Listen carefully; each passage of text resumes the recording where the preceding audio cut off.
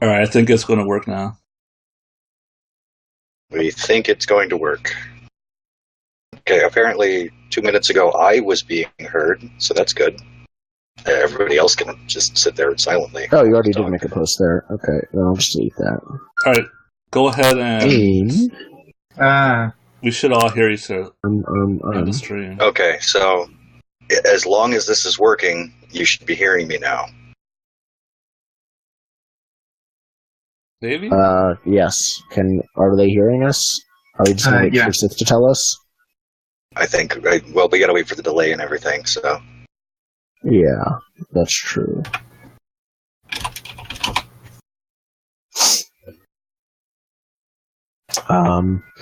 We shall see. Yeah, Sith says we're being heard. Okay. Excellent. Alright. So, welcome to Post-Apocalypse World, everybody. Mm-hmm. Thank you for joining us on the second take of what this actually is. Okay, so we did our pre-show. Yeah. And those watching on YouTube will never see it, thankfully. Yeah. Because I doubt you would have wanted to. Let's just jump right into it, I think. Sure. Let's do that. So I think just to give everyone, like, this is what happened when we played Apocalypse World 2nd Edition, let's give as brief as possible summary over what happened during the game, and, like, what was our Apocalypse story. People don't like hearing about other people's RPG games, so we'll just talk about, like, this is just what we had. Ice, no food, plant people, lots of explosions. Oil rig, frozen ocean. Pretty much. Yeah. Dang. The game was set in winter apocalypse. Yes, there were bear wolves. Yeah.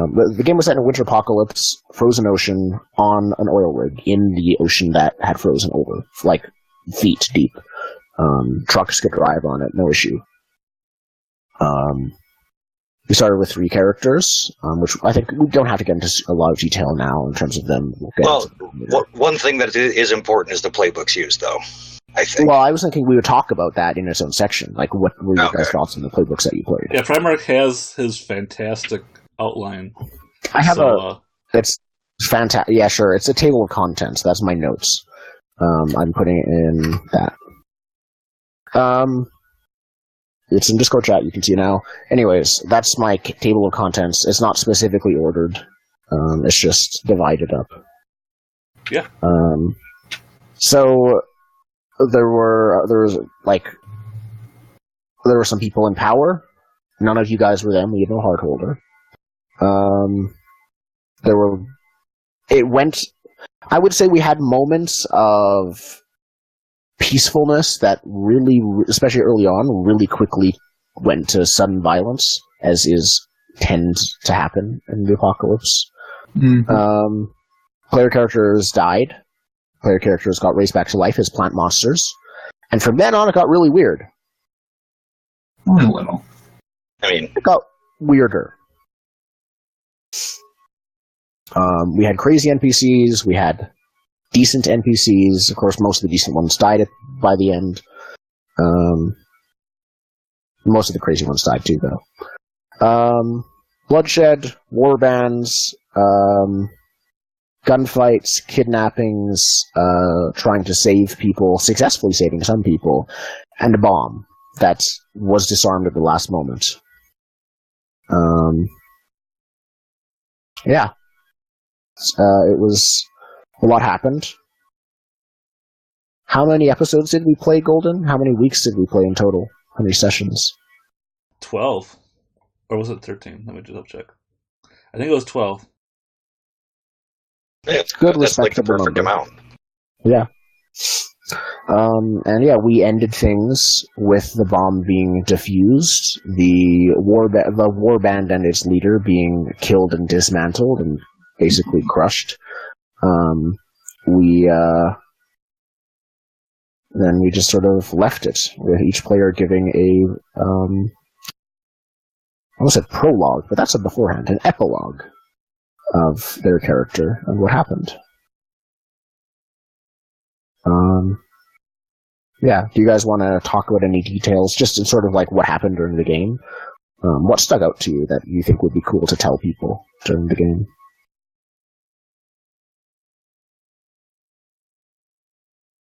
Highlight-wise?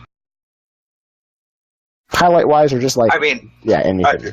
As far as like how we played it, I think there was certainly a tipping point when my news died, because it started out not being an overly violent or aggressive game. You all three, so yeah, you're right. You're totally right. The term that I used, I mentioned it to them in the past. Especially the way you guys started out. You guys started out, and we'll just, I guess, transition into thoughts on the playbooks with this, if we want to. As the three, like, pillars of the community. You played as the news, the angel, and the Maître D'. The person who heals the people, feeds people, and keeps them informed. Like, you started off as the three, the three pillars on which the community stands or falls. And then... one by one, each of you either fell or did what it took to not fall. I mean, yeah. I don't think I ever stopped healing people. They stopped having money. You stopped healing people specifically in the rig. yes, they stopped did. having money to get healing. It's not my fault. Even in the post-apocalypse, capitalism finds a way to survive. Yep. None of us has anything to say about it. Yeah, that was an interesting dichotomy. We had the Maestro D who wanted to feed everyone and make a home for people. Yeah. And the angel who was like, yeah, I'll heal you. What you got? And it's so interesting because the Maestro D... Which is usually the opposite. Exactly. It's usually the Maestro D is like, you have a business. You run the business. You may want to make money from that business, and then with the angel, stereotypically, you're the angel in terms of like as a character. I mean, it says what an angel is. That's right? really cool. It's just a person who's there when they're needed. Yeah, but I mean, typically the healer is like a mercy, is the stereotypical healer in like any and everything. The combat medic doesn't carry the gun. Really, no one shoots them. Really passive. Well-educated. No one's pacifist. Pacifist. Angel. I'd play that. Yeah. No, you were a very mercenary angel. Yeah, I think that was. We had to like tally it up. I think all in all, Kim got in the most fights. Oh, sure, definitely, yeah. So I think Carol ended up killing more people. I mean, yeah, toward the end there, but when you've got a machine gun and you're a gun lugger, you're just going to mow people down. Right. Yeah, but Big Betsy, driven by Kim, got some work done. Oh, yeah. You ran over a large gang, I'm pretty sure. Yeah, it was a lot of people. Might have been a medium gang, couldn't remember. But yeah, no, you just mowed them down. It stopped being nasty. A large gang rather quickly. Yeah. The term decimated does come to mind, yes. Yeah. Yep. A highlight would include Big Betsy, just the biggest, baddest car around. Big Betsy was stolen from and used against the raiders in the area. Other highlights. After getting a pack of fucking wolves. Yes. Yeah. No. Yes, being a true pack alpha with wolves was fun. Yeah. I enjoyed that. You had an advance to take, you found some wolves, and then you took the advance from their very corpses, and then then you turned them into Yeah. I mean, this had a lot of like low key stuff, like when the hole in the ice. I still love that. Like you want to feed everyone, but if anyone like is a danger to society or yourself, you will shoot them in the head, bury them in the hole, and no one will ever know. I mean, the pacing was very different for Whisk's, I want to say, plot lines, but they still hit hard. Mm-hmm. Mm-hmm. And I do feel like everyone had a fairly large impact on the setting as a whole. Yeah, that was really nice. Yeah. Mm-hmm. I don't know that that's necessarily a function of Apocalypse World. I mean, it should be, but the way we played it, I think worked out really well. Yeah. Because Apocalypse World doesn't really have rules for, scene framing or like spotlighting characters. Like it tells you rules for that, no. It tells you to do it, then it's up to you to do it. And it's also up to up to the players just to have a big mouth. Yeah. Well, through the use of the GM moves, I'm guessing Primark can probably speak to this better than I can, but through the use of the GM moves, did you find that it was easier or harder to put people in the spotlight? I found of all of the GM stuff, and I don't think the GM moves, principles, or agenda changed between versions of Apocalypse World. They were all excellent. I found that I would always, whenever I would always go to them as I should for what I should say, and it never let me down. If I didn't have a move already prepped from my prep and threats, then I would and I had to make one up, then I would go to the list of GM moves, and it would always be really good.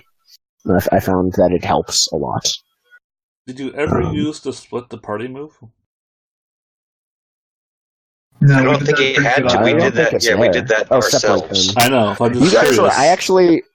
The thing is, I don't think I ever used that move specifically, simply because, especially at the beginning, you were all so separated that it was effectively like having one-on-one scenes with each of you, and in the beginning it was a bit much. I don't think we enjoyed the game, but we didn't enjoy that specific part of that. Right. So I don't think I ever used that because it's more interesting when you are together, in my opinion. Yeah, that is something that I think is unique to Apocalypse World, that you can, since all of these people exist in the same setting and have all their own agendas, it can be hard to bring the group together against a common goal. And I mean, some games you don't want that. You want to pit players against each other, but... Mm-hmm. Well, at the end, you guys were all together because whenever there's an external threat, I think you guys were, as people do, naturally, you guys banded together fairly well. I just usually had more interesting things to do than separate you. Yeah. And those are always my favorite scenes whenever we would come together and be all like, all right, here's what's what. Yeah, one of the sessions was effectively I effectively did nothing for almost a whole session while you all discussed what the heck to do in response to all the stuff going on in character and a bit out of character. I was like, okay. And I really liked that session, honestly. Yeah. The backroom session. So let's I think that's good for highlights. Let's go straight and directly to playbooks. I think I'll start with Zen. I think you already made some notes yourself. So you describe what you played. What are your thoughts on those playbooks? All right. Well, I had the advantage of playing 3 playbooks throughout the campaign, so that was interesting for me, having to shift gears rather drastically a couple sessions in. I started out playing a news, which I don't know if I would play it again because it's not exactly how I play. But as for what it does, I couldn't fault that playbook if I tried. You gather information, you disseminate it amongst the people, and you use your viewers or listeners as a weapon against the threats that you come up against. So, I mean, it was a good playbook. I rather enjoyed playing it, but unfortunately, with that much visibility in the setting, you turn yourself into quite the target at times. So he didn't make it. No. When making the playbook, you basically name multiple people who want you dead. Yeah. Well, who are really angry at you, and right? This is the apocalypse. No, he died getting involved in other people's nonsense, and attempting to save the angel, who, in his view, was a needed person in the rig. But yeah, I really love all Grigsby's connections. Like, yeah, that is the one nice thing about playing a news, is that you can spider your way into pretty much anything. Yeah. Yeah, apparently despite the fact that the apocalypse has happened, the news can still get where they need to. It's very much kind of like Piper from Fallout 4. Like, somehow she still manages to carve out being a news in a post-apocalyptic existence, and people somehow still listen to her. But they do. And she demands that they do. Yeah. Yeah, I can definitely see myself playing a news in a later campaign. Yeah, they are a lot of fun. It's just, like the Battle Babe, you end up putting yourself in a position that you really need allies to get you out of. Yep. You're good at the news is, very good at getting yourself into trouble. Getting someone out is another task entirely. Yeah. I guess that makes cool the primary stat for news. Hot, I think. Hot is the primary stat, but cool as a backup is something that I would recommend. I'm going to be dodging a lot of fire. Mm-hmm. Cool. Yeah. What did you play next? Well, after Grigsby died, we had a fictional way of bringing him back as a faceless. And I have to say, I rather enjoy playing a faceless. Being the big badass like that can just wreck everything is kind of fun. I went from telling everyone what the problems were to the guy that will settle any problem in front of him.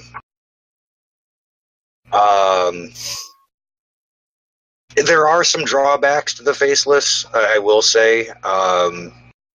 Being reliant on your mask not screwing you over is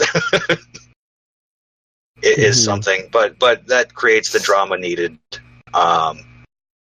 And also, if there is no imminent threat that needs smashing, you really need to work to make yourself relevant in a scene. Do you find that was often? I found that you had plenty of nails to hammer. But because Aster the Faceless had sort of his own agenda.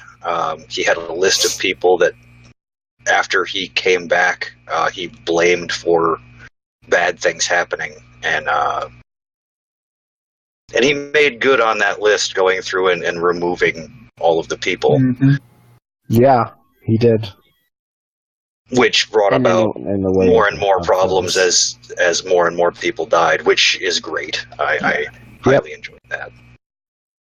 But there's a lot that you can do with a faceless that I didn't quite get a chance to do, but there's a lot more to it than just smashing a bunch of stuff. I think you can work it so that it's not just Leatherface with a chainsaw running around and butchering people. It's the mask. The mask is what makes the faceless more complicated than a regular person. Yeah. And then through advancements, I started playing a second character, a gunlugger, which, like the faceless, is one big hammer, and everything in front of it is a nail. Anyone familiar with first edition Apocalypse World knows that a gunlugger is the simple solution to any complex problem. Yeah. The gun logger is the bullet-shaped toolbox, and you can find anything you need to fix any problem. Yeah. Unless there's a bomb under the rig.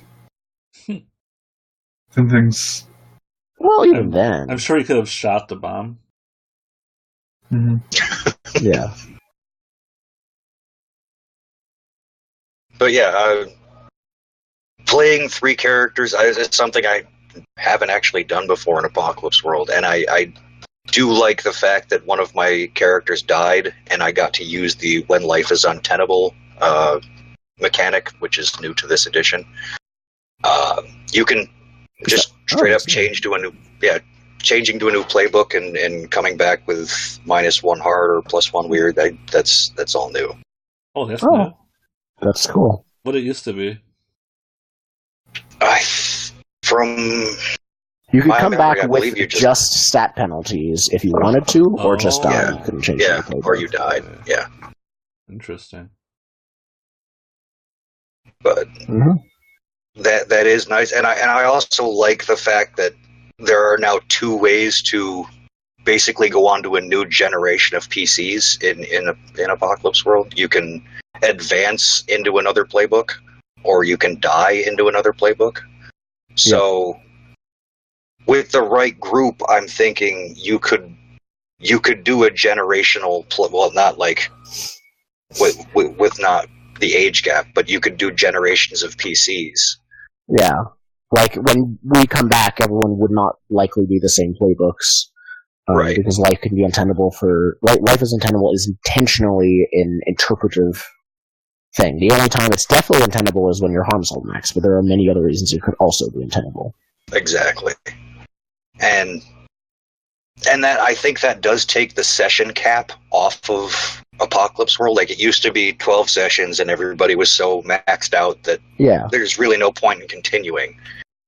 But now you can flip to another person in the setting, and one thing that I like about Apocalypse World is that each playbook changes the landscape of play, because we said before, we had 3 pretty much non-combatant PCs, and once we brought in a combatant PC, violence began happening frequently. Yeah. Very frequently, and not just much of it didn't involve the faceless at all. It wasn't just the faceless. It was just, violence is now happening, it's now a thing, it's common, happened frequently with everyone. Yeah. What about you other 2? What's that? What about you 2, Golden and Clara? Will and Clara, Golden, I played the Maestra D, whatever, and I initially set out trying to do something kind of weird with it, and I think it worked really well, right? Because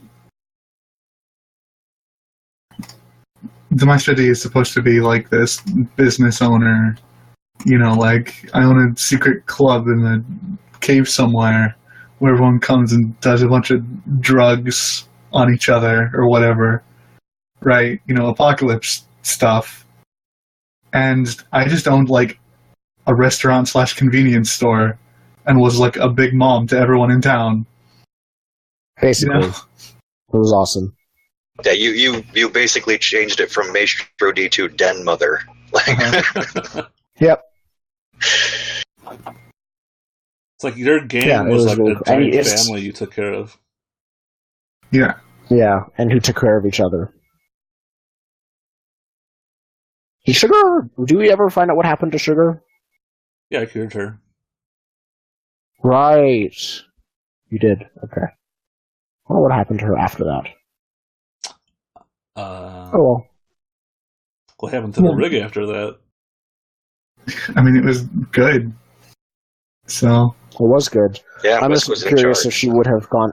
She was an NPC who was anyways, I'm curious if she would have gone back to her former job, knowing that a bunch of the family was like shunning her during her condition, basically.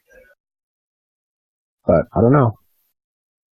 I mean, it depends on whether a bunch of player characters show up, right? Yep. Yeah. So I think that was excellent. And then Golden, who did you play as? Yeah, I played as an angel. Yeah. And I tried. I started off by saying that my character is the angel because I killed the old angel, took all his stuff, and then I just tried to see. Here's this really apocalyptic wanderer character. Let's see what happens when they try and settle down. And the answer is lots of people die. I thought that the character worked really well. Where's I was going to look at this while I talked. There's something wrong with my volume levels. You just got louder. Now. To you guys too? Yeah. Weird. Your mic just decided, hey, I'm going to turn up my volume. Yeah, this is wrong. Sorry, guys. Everything is always going wrong for me. Difficulties. Old 50s sitcom background music starts playing. I bet I know what's happening. The splash screen. Hold on. Google Hangouts is automatically adjusting my volume. Oh. How do I turn that Lovely. off? And even while you're muted? Yeah, how do I turn that off? There used to be a check mark to turn it off. Let's just. It probably does that through something like JavaScript or something. You might be able to just find how it does that and block that. Okay, I think I should be okay. Let me just rebalance my audio. Okay. Testing. How am I to you guys? Good. Sound fine. Unchanged. Yeah. Okay. Yeah, sorry about that, guys. Okay. But yeah, start off as the angel. I didn't take the old first edition angel stats. I just made a really weird and hard angel. I actually had thought the previous playbook probably would have been child thing, and now it's become an angel, and I was moving towards the battle babe as play continued, which kind of makes sense with your guys' comments. The battle babe would get into trouble, and he'd have to pull her out. Yeah, and with a hard of 2, you were pretty decent at getting your way out of it as well. Yeah. Honestly, every time I went hard, it pretty much worked out. Yeah, no, you rolled really well when you rolled hard. Except once when there was, Whisk and a bunch of people were just shooting at you and you didn't even have a gun. Yeah, that was a bad time. That one was different. Yeah, that didn't go well. There was a bit of minor PvP for a short duration in our game as well. That was fun. Oh yeah, where I was rolling around the floor and got knocked out. Yeah, and Whisk and some of her gang were all shooting at you. Yeah, straight out of an action movie. That was pretty good. But yeah, even though I played it fast and loose, I never died. I was kind of looking forward to stopping the angel, but it never happened. You were injured the most, though, weren't you? You kept almost dying. A few times, yeah. I had to heal myself twice. Yeah. And then I came back. Just twice? Yeah, just twice. Surprised. Okay. And yeah, it was cool. At the end, it's I just ran out of advancements, and I kept trying to hit the triggers because I feel even though I don't care about XP, it's still important when other players flag something. You want to give the other players what they're looking for. And yeah, and XP is just Apocalypse World's way of encouraging that. Yeah. It's a good XP system, and that's actually literally the next thing I was going to say. Perfect transition. Yeah. What did you guys think of the highlights and XP and highlight system in general, and how the XP paced and advancement, how that worked as you advanced throughout the game? Well, I've always liked Apocalypse World's way of highlighting stats and you getting XP from that, because other players have a say in how you're going to play your character, and they can tweak it so that you're either at a huge advantage or a huge disadvantage. And I do like how that goes. Unlike with players, in the GM section, it's like when you're highlighting, the player picks whatever the heck they want to when it comes to player picking. The GM, there's no rules, but they are encouraged to, if for example, very high stat has been highlighted by the player, pick a really low stat, or if the opposite, pick a high stat. Basically, balance it out. That's an encouragement, and also pick something that you also find is cool, that the players would like. There are while the player, again, when picking for a fellow player and highlighting, pick whatever you want to. I, as a GM, have some loose rules that I stuck to that were written in the book. Yeah. And as far as XP pacing, I mean, when you're playing a news, it was okay. However, playing a faceless when hard is highlighted, I think I got 3 advancements in one session. Yeah, you just went to town, basically. So, lawnmowing it up. It can be feast or famine when you're a very meat grinder. That's what I meant. Focused player, I guess. When your specialty is very focused. Mm-hmm. We just see like your many people's eyes, and this is a play style that some people do, where their eyes, instead of dollar signs or you hear the cha-ching sound, it's just XP, and then they just do no matter what the XP demands, basically. And oftentimes it's really entertaining. Because if hard is not highlighted, then you will never see the gun holder draw a gun in this session. Right. The gun lugger draw a gun in this session. If they have a -2 to hot and it is highlighted, then they will try to talk their way out of everything. And fail horribly. It was really natural. And they will fail horribly all the time and keep trying it because they keep getting XP whether or not they fail. And the player's happy. It's a lot of interesting things are happening, and the GM gets to make lots of moves and to make their lives interesting. So I think that's really cool. Yeah, I would almost, if I played again, I would advise people against highlighting hard for facelesses and gun luggers. Because you've got that to fall back on, right? Because you can get yourself out of the situation that you dig into with that -2 hot that you keep rolling. You know. I think I noticed this as an interesting thing.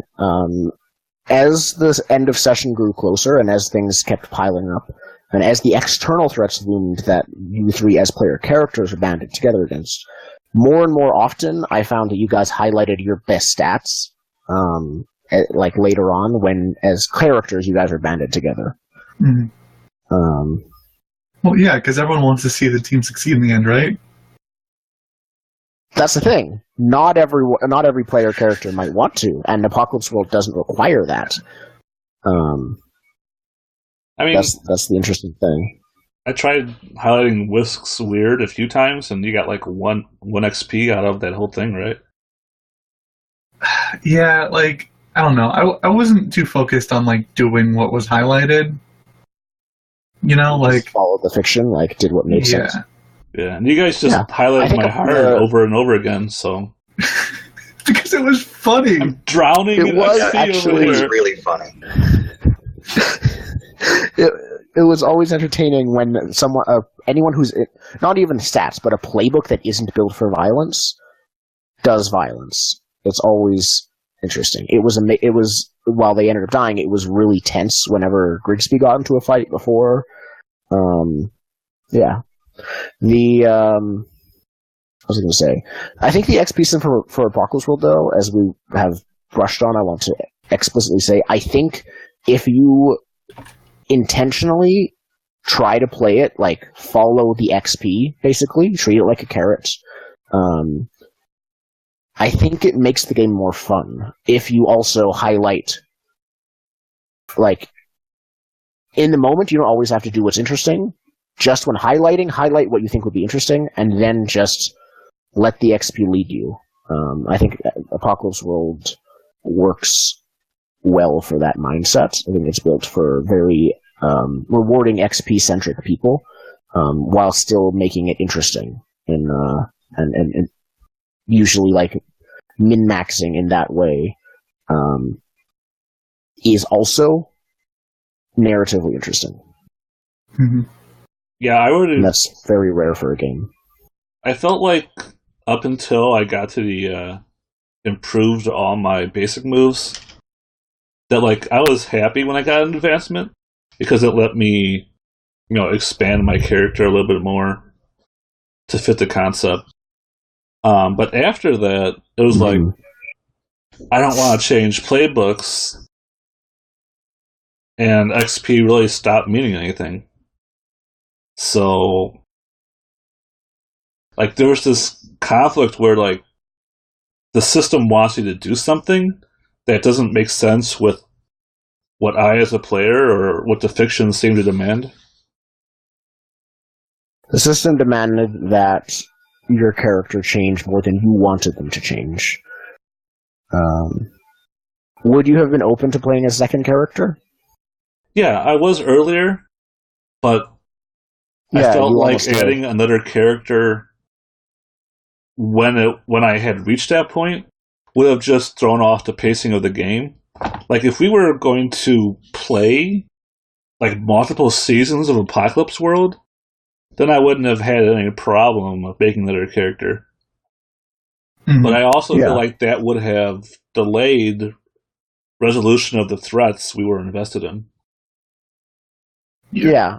Unlike most Apocalypse World game, most Apocalypse World where we are played semi-permanent, like, we'll just play until it comes to an end, we don't have a timeline, but we played explicitly temporarily. Yeah, and I think for me too, if I ever play Apocalypse World again, I'm gonna get that second character as soon as possible. Oh yeah, as soon as possible. Yeah, well, it's we had a very good excuse for why Harrow came in, but he was an already pre-established NPC from session 1. Yeah, but finding a way to shoehorn in a character, it can be difficult, and it can upset the verisimilitude, I guess, is the best word of the game. Like, it just feels false. Yeah, especially when the best moment to do it would be like in a TV show. New characters are either introduced right at the end of the season for next season, or at the beginning of the second season. So, like, once basically between arcs, in a way, or at the end or beginning of an arc, is when the best time to introduce a new character is. So for multi-generation Apocalypse World, it would be ideal. And really, for me, though, I would have made my second character, like, the session before Grigsby died. And I couldn't because it was an advanced move. Oh, you didn't have enough advancements? Yeah, I had to get all my basic moves. You have to get to the point where you can choose that second list of moves, right? Yeah, you have to have it's not in the first list before you can. Yeah. Mm-hmm. Well, the way it assumes that you're going to play both characters at the same time, which is fine early on, honestly. I find it interesting that Grigsby died so early, though. Was that the first time we ever had violence? We had, I know Whisk at some point was ambushed in her house and dealt with that in one swift knife to the throat. That was not extended violence. Yeah, Grigsby died in the first big dust up, the first real violent event on the rig. Yeah, the first one involving more than just two people. And there was some violence off screen, but there was a fair amount of violence off screen with a serial kidnapper. Yeah. Yep. Yeah. Do you guys have any thoughts on the lifestyle, like, move and the way that you pay barter every time? Every session? I find that a little limiting. Of course, because we set out to do a limited run of Apocalypse World. We didn't want to go off on tangents on other stuff. We wanted to delve into what was in front of us. So, being able to pick up a gig with any playbook, you've got to find a way to make that relevant to what's going on. Yeah. And that's tough, depending on the fiction itself. Mm-hmm. And, like, I don't know, like, the way it was, like, per session and stuff, I felt like was a little bit clunky when we do, like, multiple sessions that all lasted, like, in the span of, like, 4 hours. You know what I mean? Right. So it's just Yeah, I think... It's a session is too small of an amount of time. Yeah. Lifestyle should be a GM move. It should be...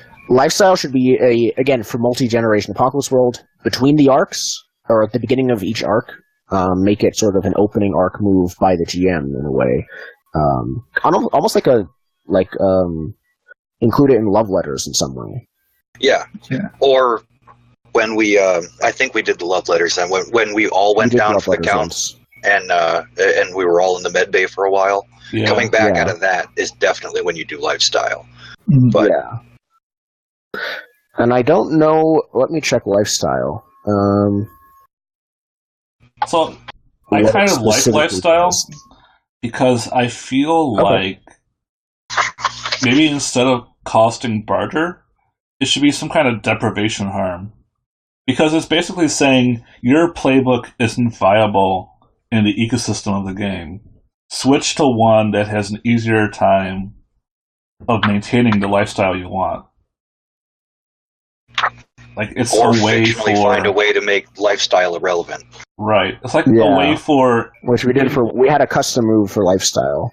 Maybe, like, economics harm? Well, I'm looking at this. If you... No one ever didn't play the lifestyle, I believe. It came close a couple of times. I'm looking at the GM advice in the PDF. For if they don't pay, it says they are desperately hungry, dying of thirst, and I should immediately, and because of that, inflict harm and take away some of their stuff. Like, it is very much a very hard move is made if you don't pay that barter. Yeah. It just never seemed like gun interesting. Loaders start jamming, kind of thing. Mm-hmm. Like, it was never interesting to me not to pay it. I thought about it a few times, but... And that's the thing.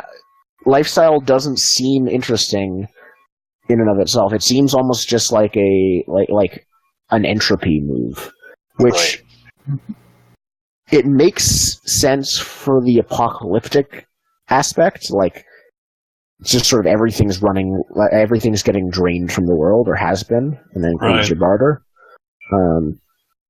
But on the other hand, it doesn't lead to interesting stuff. Reworking it for sort of a beginning of each arc thing does seem like it leads to more interesting stuff happening. Right. I like both ways, as it is now, but I think they have very different intents behind their design. Yeah. I do like the other two options for if they can't pay, though, because one of them is choose a suitable NPC and say, they're paying for your lifestyle, and now there's debt. Like, you now have a conflict. That's that they're going to come up with, Yeah. And the other one is go out and find someone to pay your way and seduce them and, that kind of thing, which would be interesting as well. And that's an interesting thing. I think our playbook choices might have affected our lifestyle, because the angel, you still have to pay lifestyle, but you made lots of barter because being the angel, you are inherently desired as a service. Sure. But the news the news still has to pay lifestyle initially.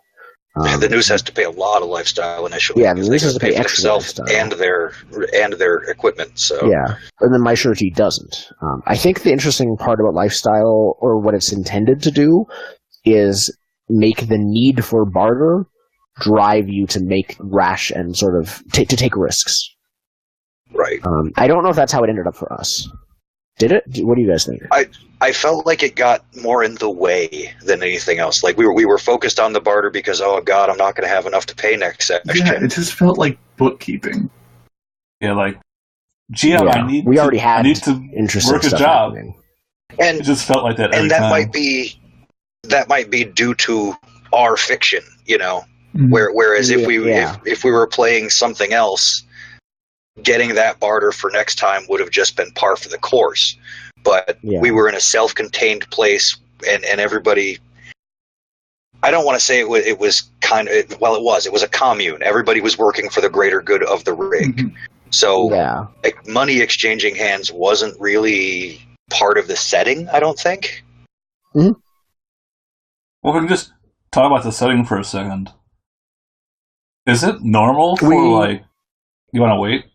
Okay. Is it normal for, like, Apocalypse World settings to be so civilized? Like, everything I don't was think at all. pretty stable in the rig. Well, it's normal for there not to be a status quo. Now, let's draw from Mad Max, which is what this book is based on, basically. Yeah. Having Bartertown is totally a thing, but Bartertown itself is a huge threat. Like, it's full of scum and villainy, you know, like anything can happen there. And with the rig, we had a hierarchy of power that did keep order, because otherwise everybody dies. Yeah, exactly. Like, if you think about it, I can't remember the antagonist of Mad Max, but in his actual hardhold, like his town, it was peaceful, and there was a status quo. Outside of that, it was all chaos, and that's almost all, and pretty much all of the game was inside a bastion of status quo, a bastion of stability, relative to the outside world. Like, every time I played Apocalypse World in the past, it felt like all of the status quo was up for stakes.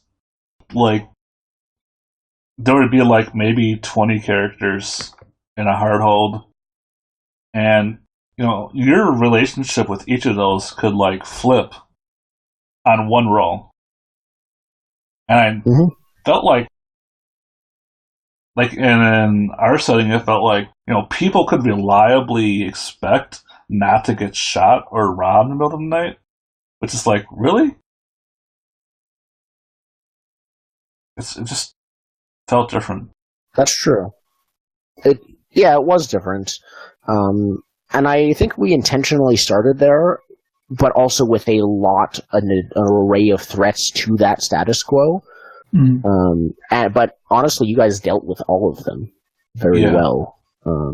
Your characters, especially Whisk's whole thing is about maintaining the status quo in terms of, like, the safety and everything. Her character believes in that, and she fought for that, and she rolled well and succeeded.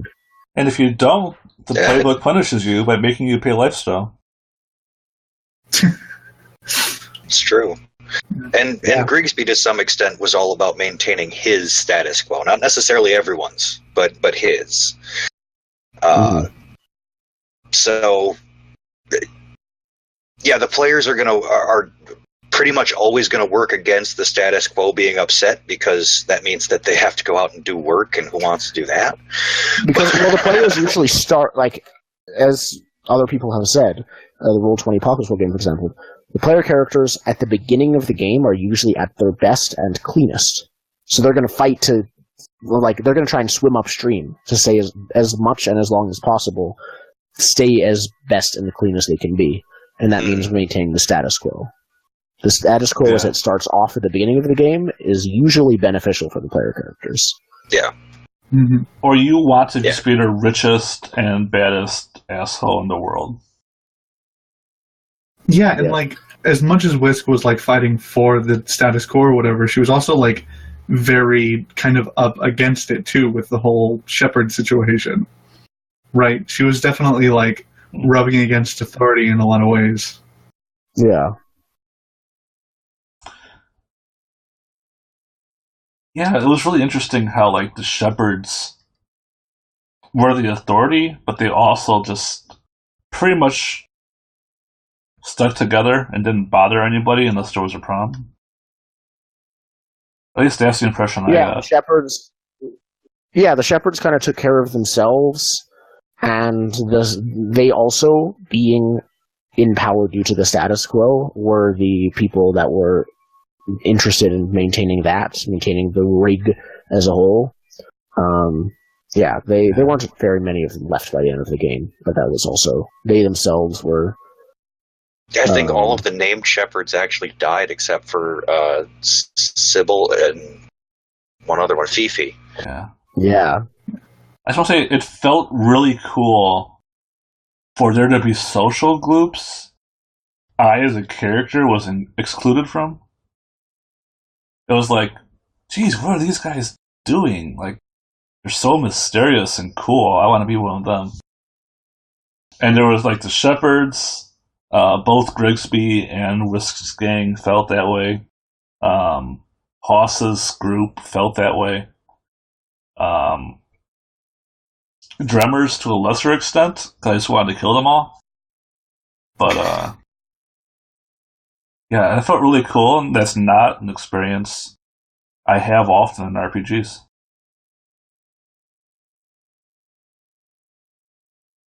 Yeah.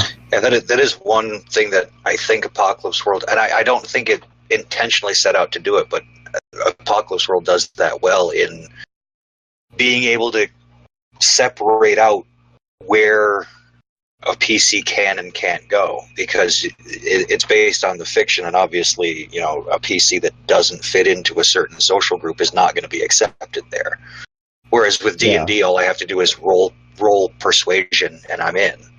Well, all you really gotta do is pay one barter or make a hot check. But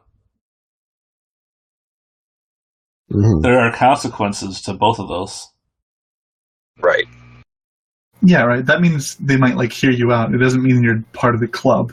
Right. Yeah, exactly.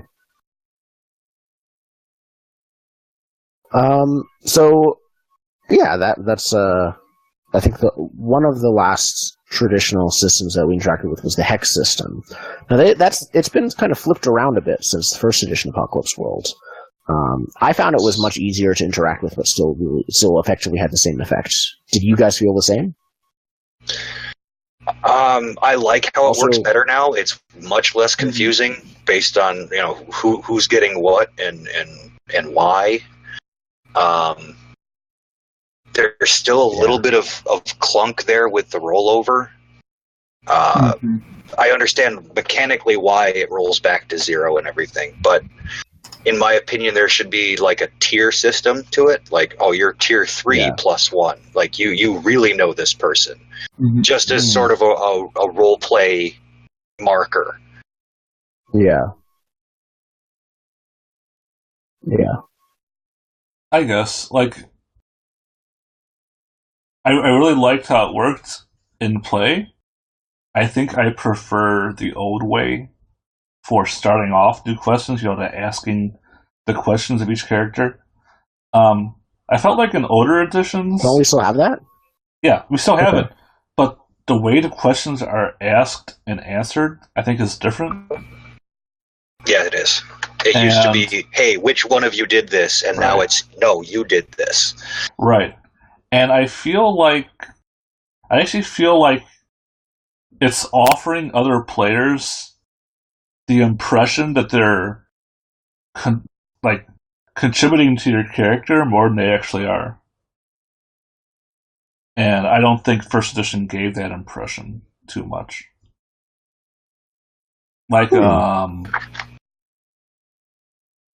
I really like Sagas of the Icelanders. I think instead of hex, it has these things called strings. And the way I like to play it is when you say something about someone else's character, like, you're actually aggressively defining part of their character by doing that. By saying, you're my brother, or you wronged me. I mean, I guess you can always X-card that or something, but it always felt like it was more fun not to. But in this system, it's like, yeah, which of one of you kind of wishy-washy gets to suggest things for my character? And I felt that was much weaker. Yeah, and as far as like the end of session hex move, I'm sort of not a fan, because either someone knows you're better because of stuff that happened, and if you don't feel that anyone knows you better, someone knows you worse, and those are your only two options. For a game that's fictionally driven, I feel like there should be an in-game move that moves hex up and down, rather than at the end of the session arbitrarily decide. That makes sense. Well, there is healing them or dealing harm to them.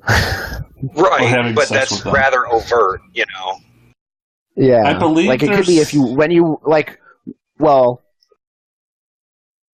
you could mesh that in with reading a person against another player character. Like, when you read a person on a 7+, ask one question and mark +1 hex. Right. Or even make it an either-or. Like, you've read that person. You don't know anything about what they're about to do, but you know them better. You know? Yeah, exactly. I think there's actually like a paragraph or two in the book where it talks about where they place tested different versions of that, and it didn't work out as well. Okay. So, and that is one thing Apocalypse World is, which is very well designed and play tested. Yeah. So we don't know. We aren't the writers. Maybe Vincent just needed more inspiration, but... Yeah, at times it just felt a little arbitrary to say, oh, give this person +1, you know. Mm-hmm. But, yeah, again, that could be us not playing to the intent. Because that is always the caveat when trying to review an RPG, is, were you actually playing to the end? Yeah.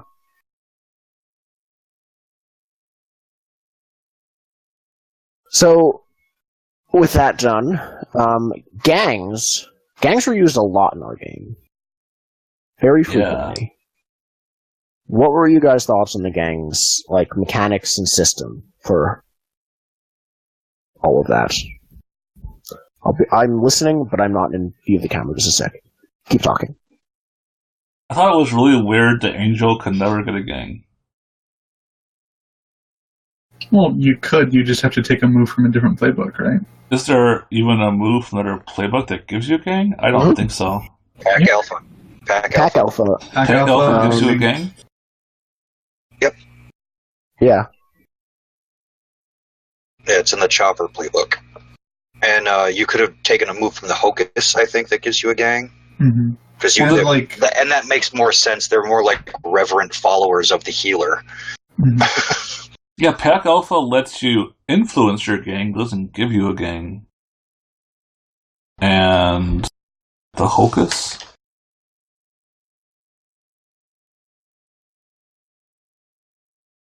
And even then, you could have, you can fictionally attain a gang too, right? Right. Yeah.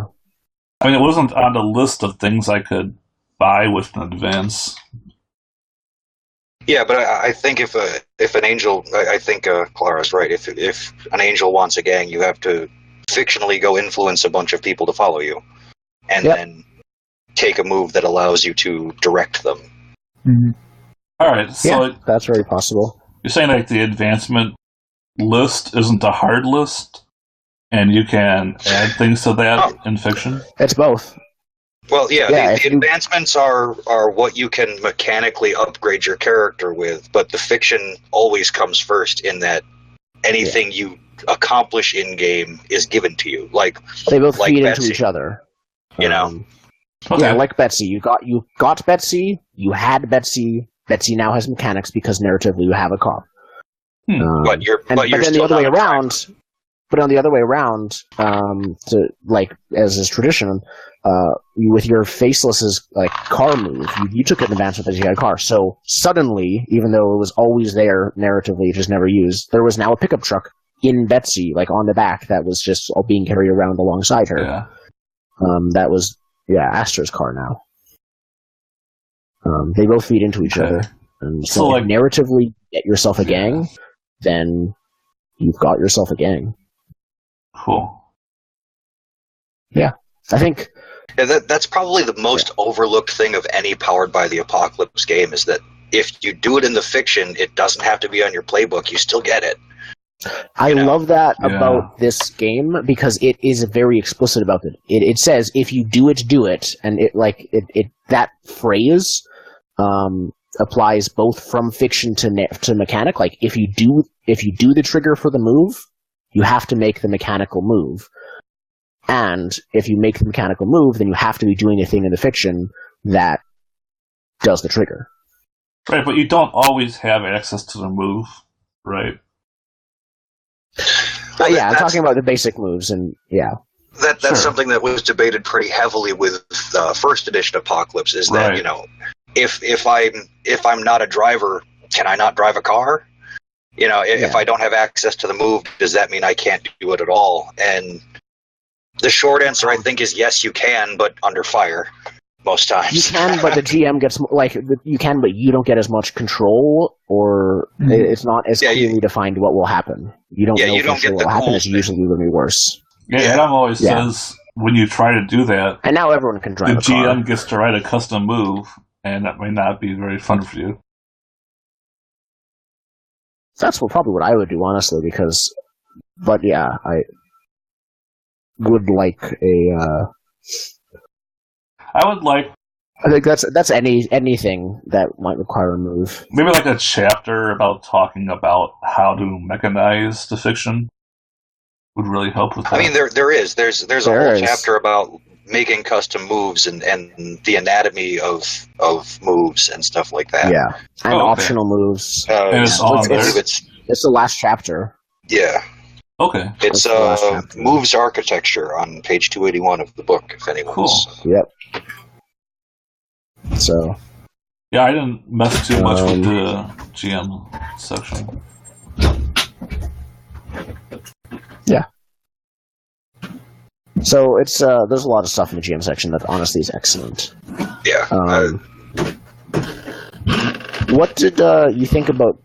If it was any different, the gear section? Barter itself, we already talked about the lifestyle, but barter itself and the gear that you can buy and acquire. You guys, for the most part, could basically get were able to get whatever you wanted within reason, and then you found extra advanced stuff, effectively loot, you managed to find each and every time there was any, pretty much. Yeah, we didn't really engage the economy of the world too much.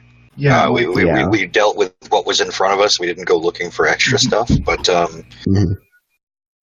as soon as things got violent, with the faceless, things got violent enough to warrant big guns, and as soon as there were big guns, people with big guns were being killed, and then we had big guns, so there was no reason to, right?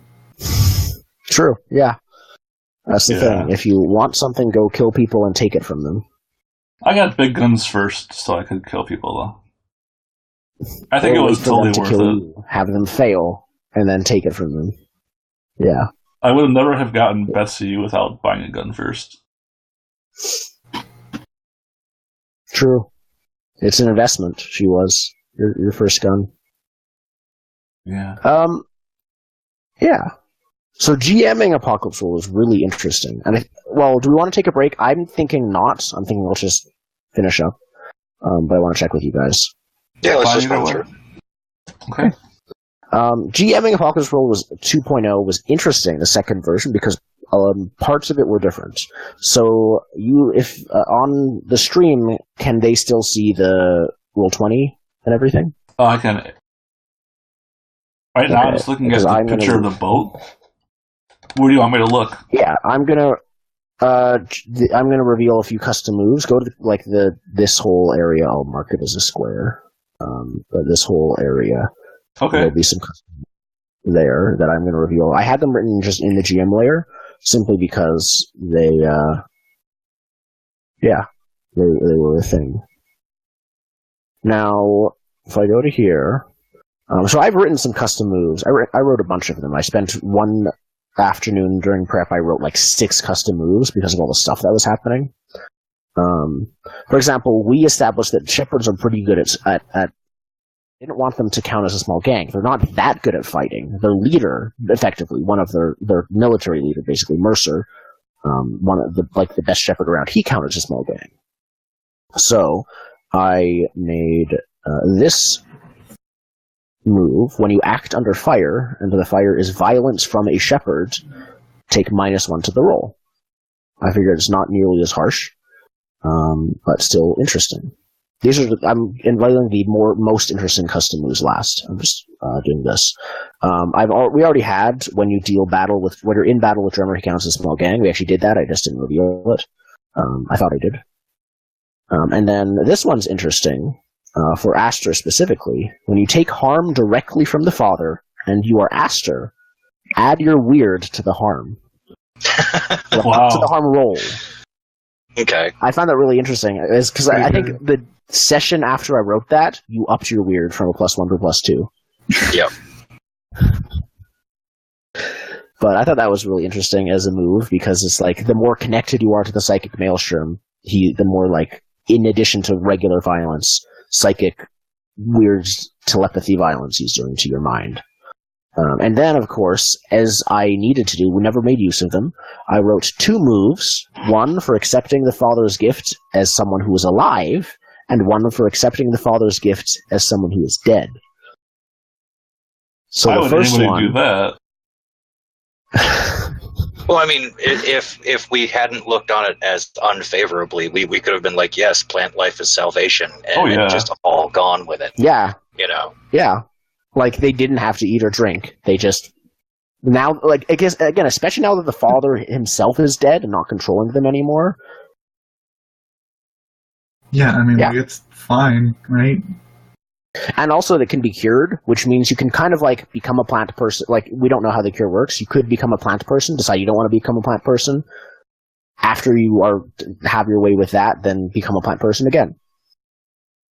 I mean, when I started my crusade against the father, I was totally on board with you, like, revealing that I was wrong all along and should have just... I don't think, I think the father was the one who like, reached out to Haas and made him... Well, the father was always a bad guy. That was not ever in question for me, that thing. But other stuff around it I was. Like, despite him being a bad guy, the means that he's using might actually be good for the people that join him. Like, it's kind of both. Like, he's a bad guy if you're against him. If you're with him, he will actually be good for you. But he also might mind control you a little bit. So, just a little bit, just every other Sunday, it's fine. So this is the move. I assume you guys may have read it by now. So you could become, mind controlled by giving a task. Mind read by having him knowing everything about you. Bone field, basically, where you mind controlled for temporarily, and or just unable to do violence to other plant people. Wow. When I was thinking about picking up another character, there was a small bit of me that was like, why not just make a Hocus and play the father and see what happens? Nice. That would be amazing. That would be pretty good. That'd be pretty good. Okay. And then, of course, I made a move for being a dead one. I'm pretty sure I made it worse, because it usually it's more nasty than... Yeah. On a 10 plus, you're fine. But on a 6 minus, you become an NPC. Huh. So it's worse in that sense. I want to change the background stuff. Hold on, I want to get rid of all the drawings. Wow, that is swingy as shit. You have an irrational burning hate for humans. You must act under fire to do anything that would be beneficial for a human. Wow. Yep. No, it's a very strong thing. I wrote this, of course, after you came back. I feel much better about killing them all now. Yeah, no, this is all assumed that the father's around still, and that you would have to actively resist his will in this. But yeah, it's wow. Becoming like it. Basically, if you come back as dead, the father's influence is much stronger on you, and so there's a lot of like, it's a lot harder to move. Yeah, luckily Aster had that mask as a buffer between him and the father, because, damn. Yep. So that's, those are all the moves that I made. This one suddenly changed into a different font, because that's a thing. Wow. And then, yeah, I'll take you over to the GM screen. Reveal your secrets. So this is the GM screen at the beginning of last session. I don't usually change it in the middle of sessions. So I had a lot of clocks. If you go back and watch, especially my early preps, you see I have a lot of empty clock areas right now, empty threats. At one point they were full. Every single one here was full. That was when I was using the original threat model that the book describes. And so now if I go to the table of contents, so I just go find the right page. But effectively, I'm just finding that where exactly it says this. There's a section that says like essential threats. I found those threats to be not very essential at all, and often very boring. Now this could have depended on exactly what type. Well, here we go. Where the PCs are, create it as a landscape. That is here at the bottom left, the fish fields. So that's still there. And I did make a custom move for it, which you guys saw, but it never ended up happening. But nothing really happened with it. Because more important things came along. The player characters' gangs. I created them as brutes, and then under brutes, you guys both described them as families. So I created them as brutes family. It's also suggested I create threats for any other NPCs detailed in the first session, any vehicles, like a jet ski or snowmobile that we had, any local populations, and then some kind of threat for the world psychic maelstrom. So, with the playbooks that you guys started with, that is like 10 threats right there. Some of them were really, really interesting, like Drummer, like all sorts of stuff. But many of them I ended up so I played with a bunch of these for a while.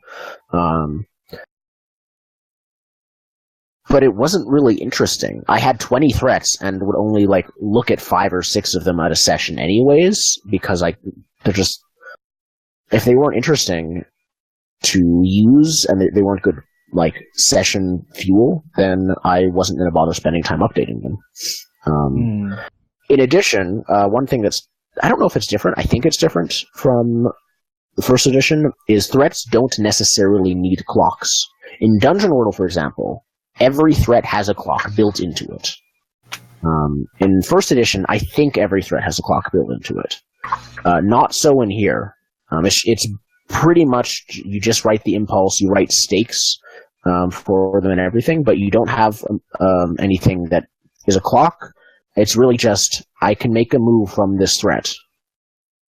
I didn't find that was very interesting. About partway through our games, I switched completely to the fewer threats, but each of them almost all of them having a clock, and all of them being very interesting to me. Yeah, so there's all sorts of stuff here that you can see. As you can see on the left-hand side of the page, I can easily see all of my stuff here for what to look at. At the top, if I would ever want to ask questions, I wrote it there. If I would ask a question of what a thing is about. And for the most part, then I just kind of ran with it. Every week I would update the threats in terms of everything that's going to happen, and then I didn't just want to look at this page the whole time because there were so many that they're hard to read. I would take the next, or if it's reasonable, the next couple things for each clock and add them to this handout. Showed everyone. There we go. So the handout that I made for myself. I have not updated in a while. I don't think I used it for the last couple sessions. But I have a section for threats, and these are all of the things that might happen this session based on the clocks. All of the stakes questions that I think could be answered in there, and then gig ideas that I might have had, if you guys wanted to work a gig and wanted to ask me for an idea.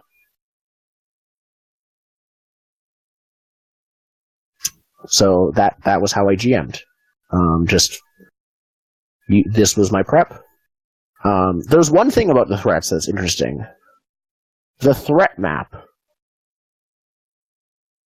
I found it utterly useless. I never updated it past the second or third session, ever. So how is that actually supposed to work? Here. Oh, this is the threat map? I've tried. This is the threat map. Now, this is the first or second session. I don't think I updated this past the second session. Okay. So a lot of them are old, but it doesn't seem useful for anything. I don't see at this point what it helps me in terms of prep.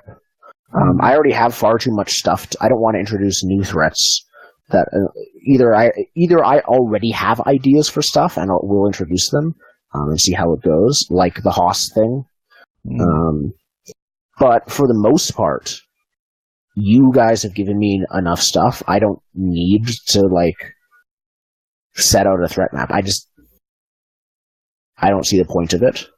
I can see the point of it if you were to use all 20 threats that you had, seeing where everything is and how and measuring encroachment, basically, like what's going to affect the PCs right now versus later. Yeah.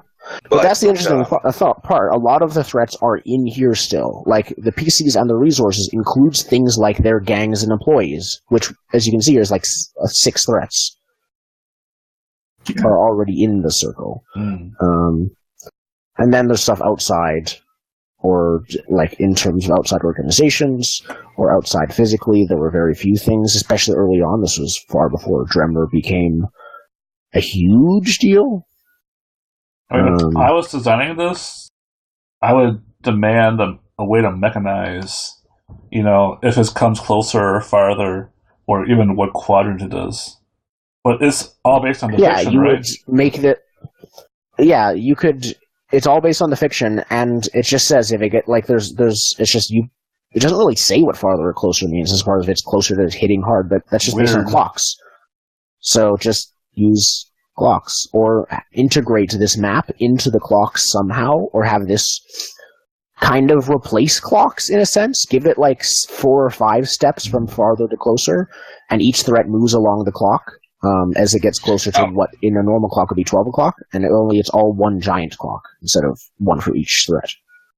Now, I ran an Apocalypse World one-shot when this first came out. I found the threat map useful for the initial setup, because that tells you where everything is, and maybe the threat map is only really useful for session 0, just to help you get a lay of the land.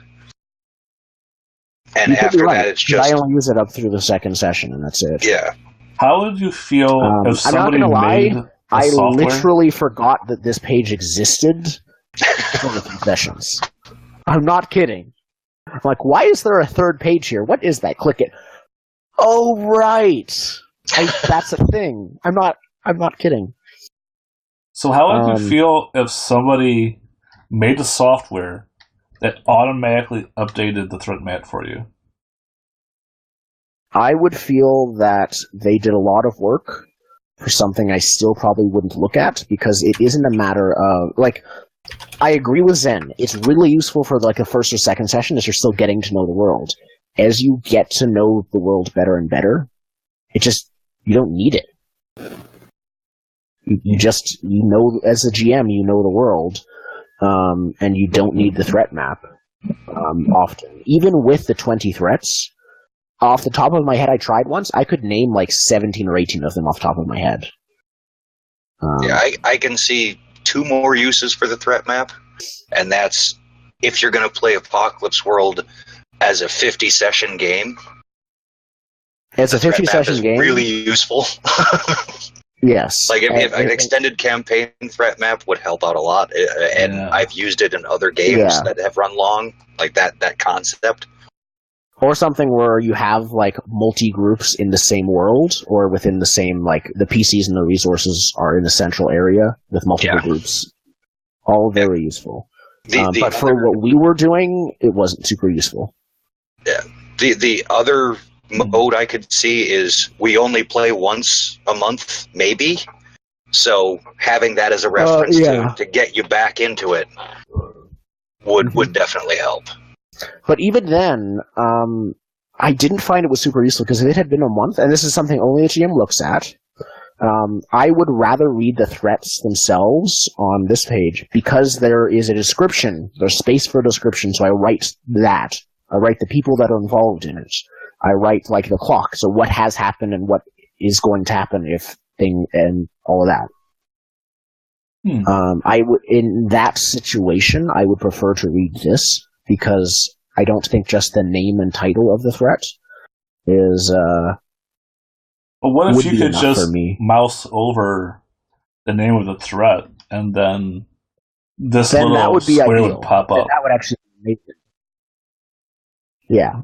As I said, if you can integrate the current clock, like, mechanic with the threat map, that would be excellent. Yeah. These are also really good moves. They're really good things for if you had an Apocalypse World faction turn. Like, that would make the threat map and the threats much more useful, I think. And the thing is, like, the farther and closer of the threat map, the farther and closer sections, it's kind of arbitrary. Like, you move it closer as it gets closer to doing a thing. I'd rather it be set in, like, 6 different stages, and you use it like a clock.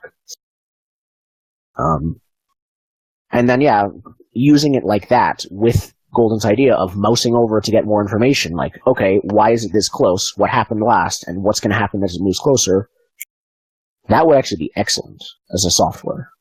What if this is all just an artifact of Roll20 being hard to use, and if you actually printed out the threat clocks and cut them apart, it would feel different? I think it's both Roll20 being hard to use and possibly easy to use, because in real life, I can't look at 20 threats at once, easily. You can't? Yeah, and moving things. I'd have like a deck. I basically have a deck of cards that were each like a cutout piece of paper. That was my notes. Or I'd have like a notebook with multiple pages. But it would be a hassle, because I'd be constantly, unlike in Roll20, erasing and rewriting clocks. Okay. But if you had a battle map size threat map, and all of these threats on index cards that you could move around on that threat map, it would be much... Yeah, that I also see the use for it there. At the FLGS, we have this thing called like the Super GM screen, where you can put your own papers in it, and then write on the plastic, and then erase what you've written if you want. That is cool. Maybe something like that. So it has its uses, which we just talked about, like 4 or 5 uses. But not. But for our game, but not the map. It was not useful. Yeah. Yeah. Okay, the threat map was not useful for our game. It looks like all of the uses that we discussed seemed to all be very situational, with the exception of like the real life one, in which case it's a lot of games. Yeah. So Yeah, but if I remember, It didn't take away from correctly, the game at all. I don't remember if it was this edition or the other one. Like the threat map was part of the first session thing for the GM. Like when you do that whole day in the life session and figure out where everybody's at. Yeah. I'm looking at it now. The threat map. Mark on the map the threat's location, and if it's moving, its direction. Doesn't say... Okay, that's just when creating a threat. Example threats. The threat map.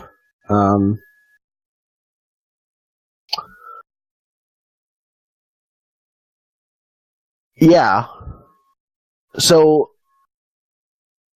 I think this works really well looking at the example threat maps in Roll20. This is page 125 on the PDF, like 122 by the page number itself, but 125 PDF page number. There are 3 example threat maps. As the game progressed, it got more and more complicated. And I think you're right. It's meant to kind of be a short-form note-taking thing for what I have going on with... my current session handout, it looks like it's kind of meant to replace that. In a way. Yeah. So I think if you were doing this in real life, it would be much more useful. There are a lot of...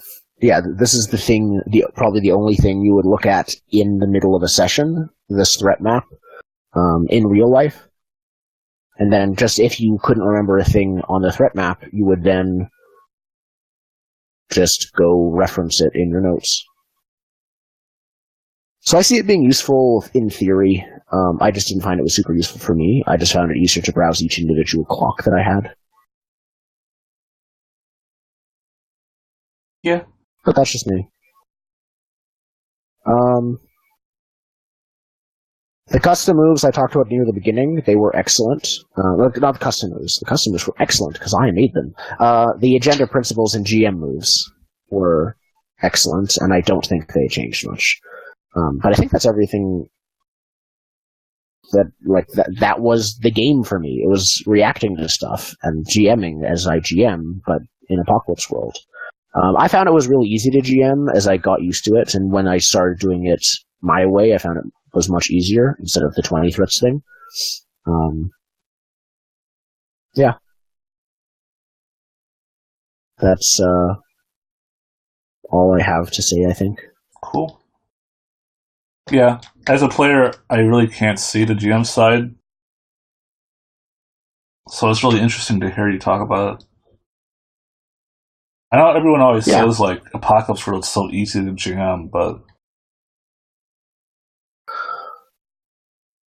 In the session, I can't do it. It isn't.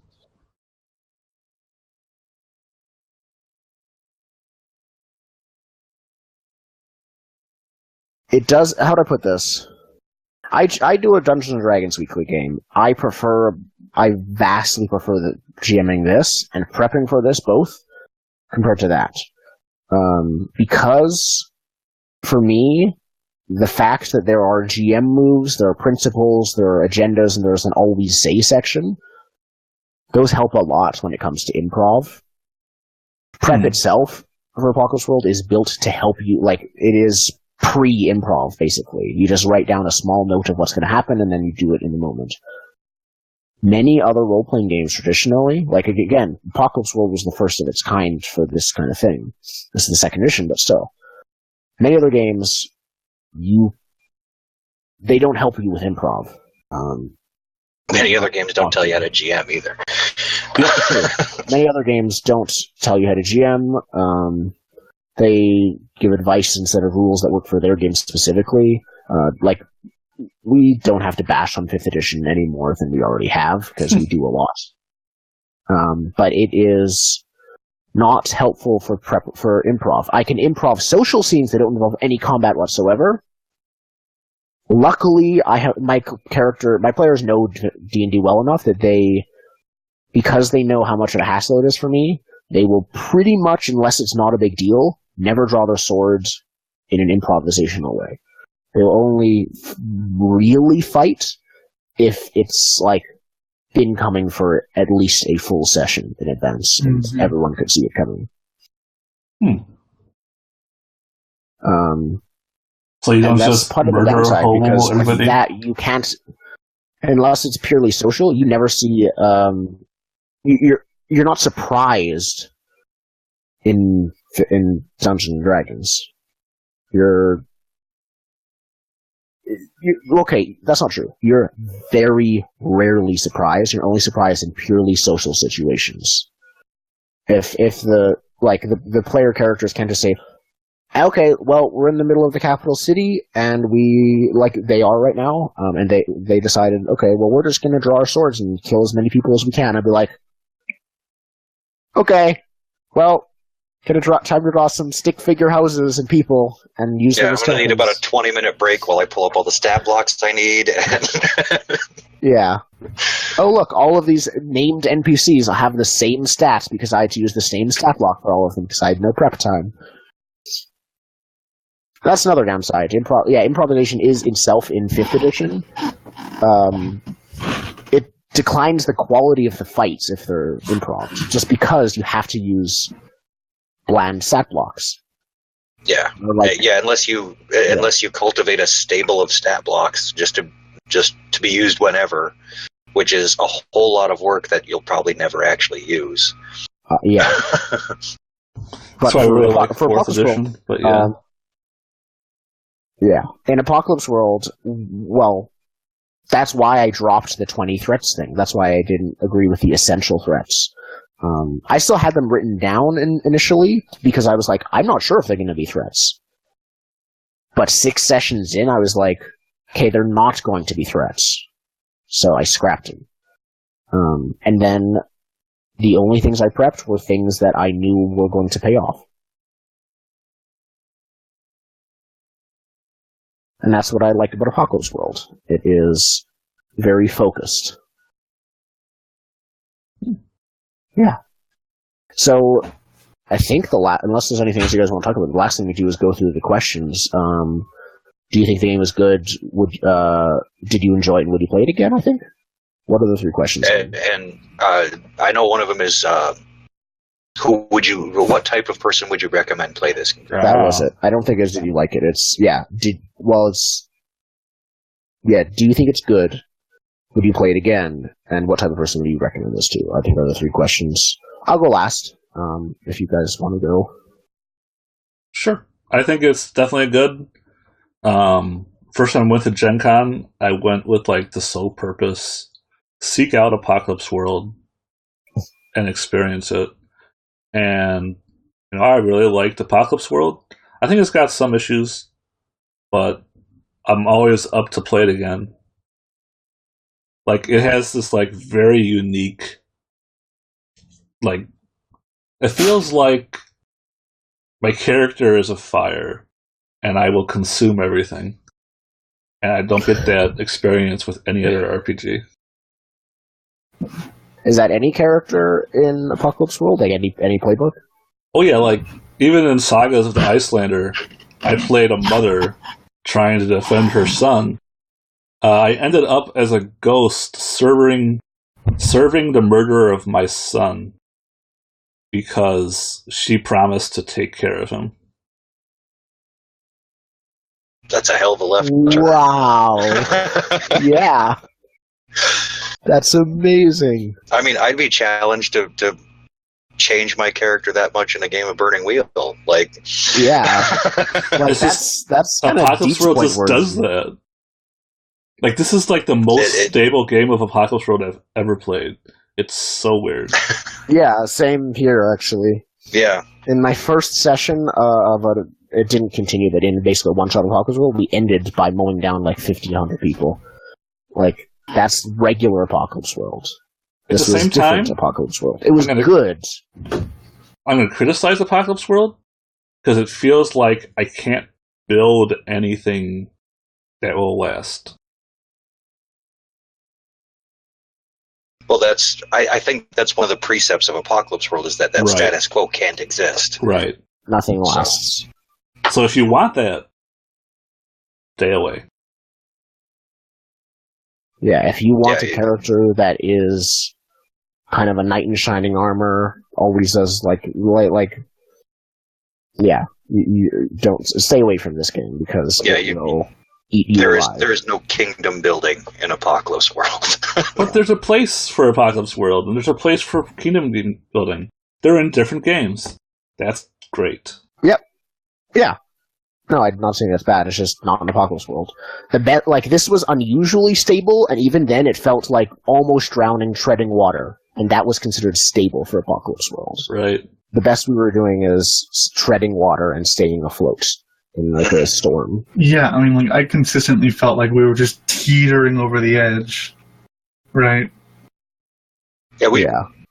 This campaign definitely balanced on that knife edge a lot better than other games I've been in. It's just that I didn't activate the black hole generator and sucked the rig through a rift in the maelstrom. Did you tell everyone what your plans were? No. About that, by the way? You want to reveal your... Hold up, excuse me? What? I don't... My plan... What kind of doomsday bullshit were you doing? So, I had I'm so used to playing characters in Apocalypse World that changed dramatically. I was like, oh, Kim's not going to be an angel for maybe 4 sessions. Then maybe be a battle babe or a hocus or something. And I'm like, well, if certain things happen, I'll play Kim as this mad scientist guy who wants to work with the father, or maybe if the rig became such a threat, I wanted to wipe it from existence, or maybe if I wanted to just leave this world. Then I was like, okay, I'm going to see what happens when I use 100 people, maybe 200 people as an antenna, and then make the augury move to open a hole in the maelstrom.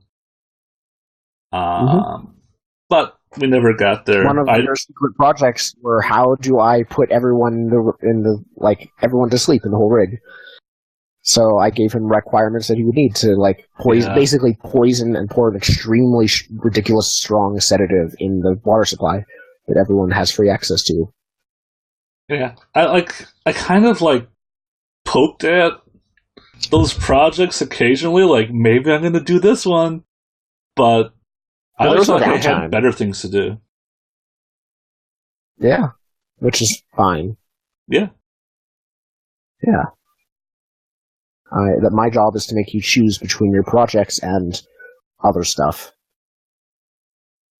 And Betsy wasn't on my radar, so I got Betsy instead of Black Hole Generator. That's fine. Then one of the things was I needed Hoss's help for something, and then you killed Hoss, so I was like, oh. I'm not going to do that. Yeah.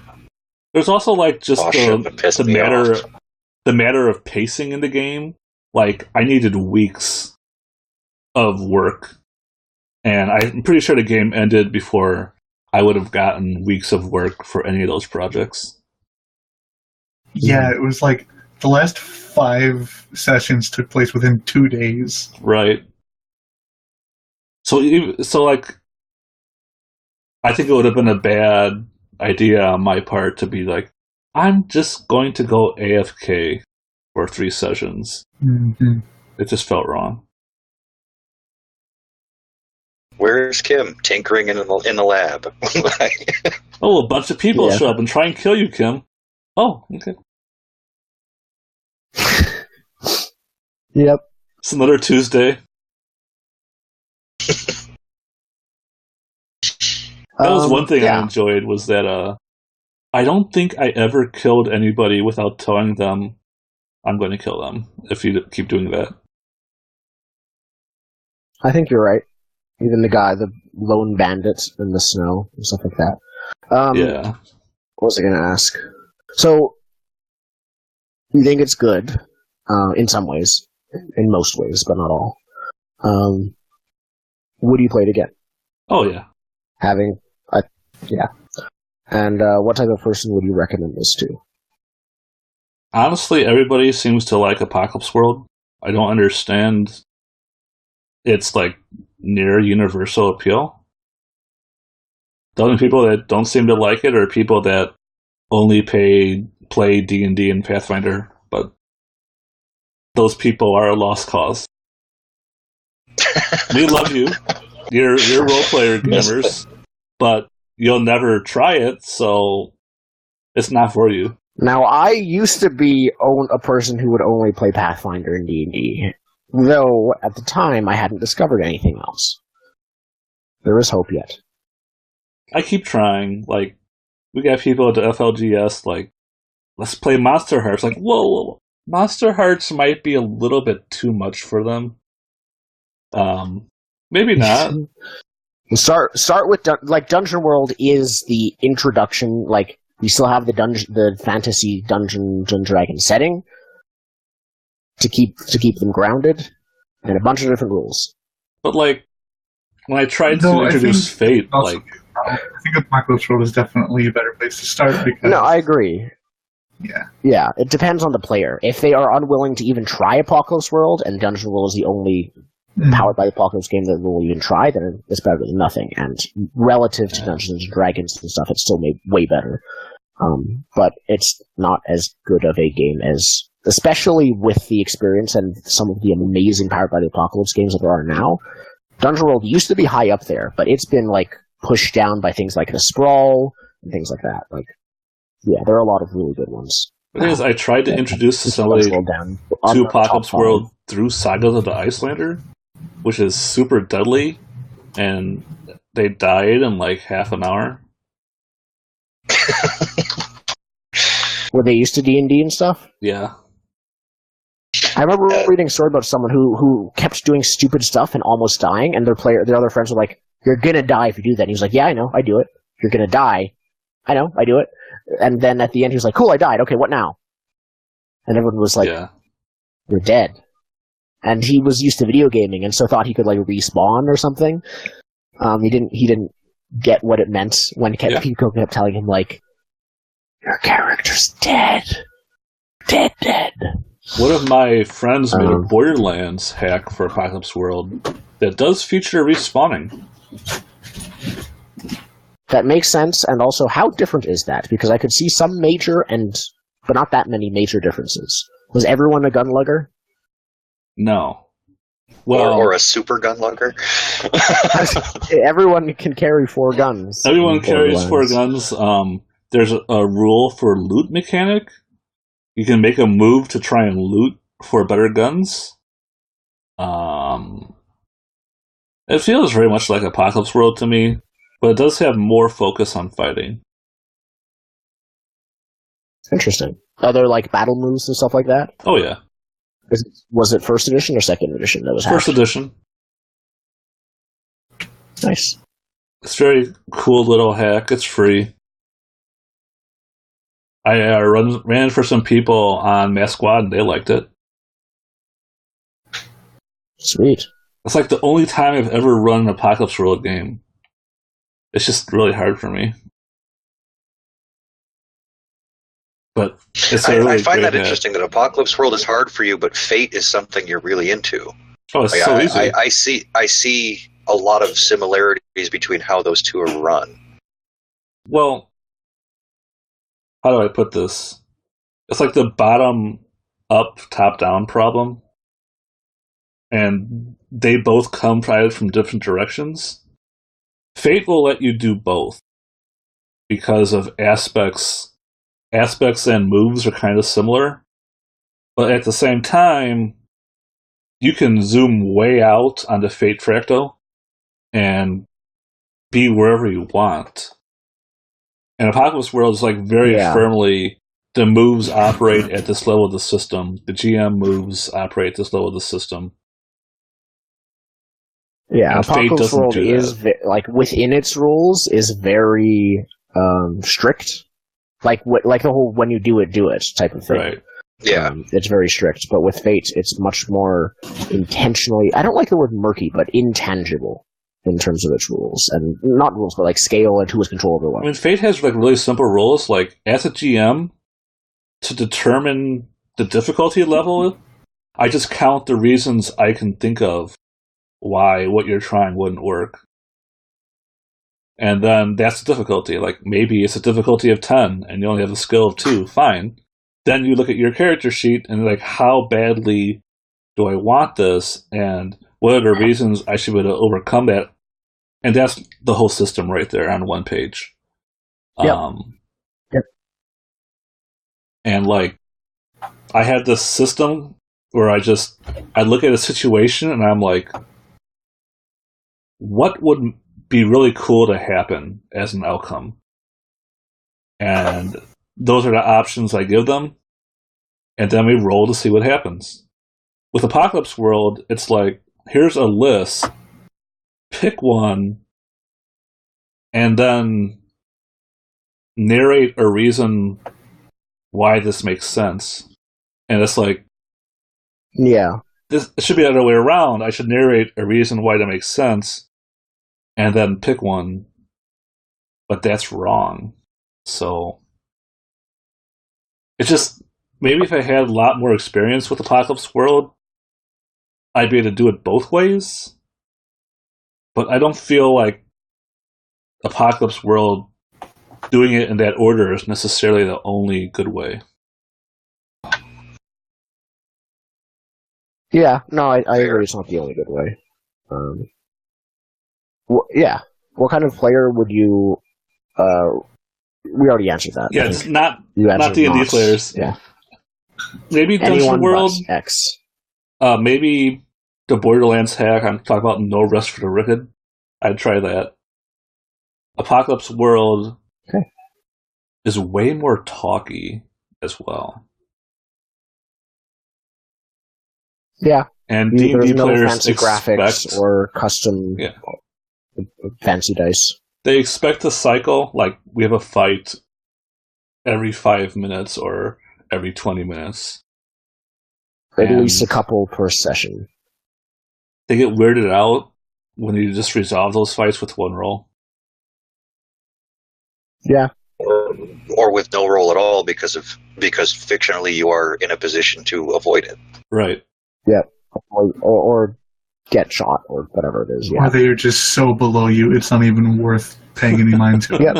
Right. That's how it works in Dungeon World. Half the time, like, the way it works is either you don't have to roll, you automatically succeed, you roll, or you don't get to roll, you automatically fail, or the 3 tiers of difficulty, effectively. And that's all powered by Apocalypse games. But in Dungeon World, because, like, scale is a factor, it's most obvious there that those are the 3 tiers of challenge.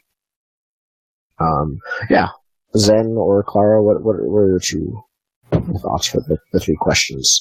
Would you play it again? Or is it good? Would you play it again? And what type of players would you recommend it to?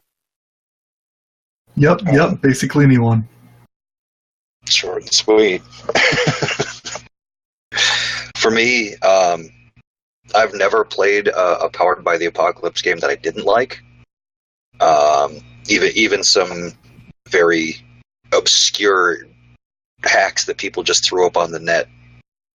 They seem to work. I mean, it just works. Even the worst, like the rough and tumbled Apocalypse World stuff, just is still better than many other role-playing games. In my experience, yes, and I think it's largely due to the fact that Powered by the Apocalypse games treat the GM as a player. There's a codified set of things that the GM does, and that helps play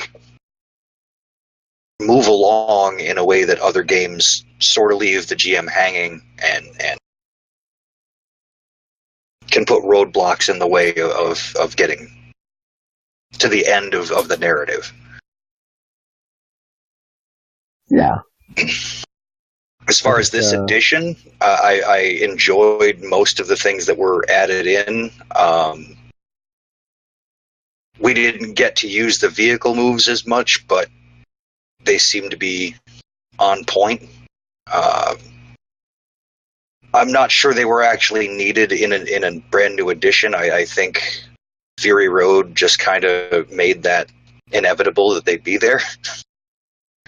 Yeah.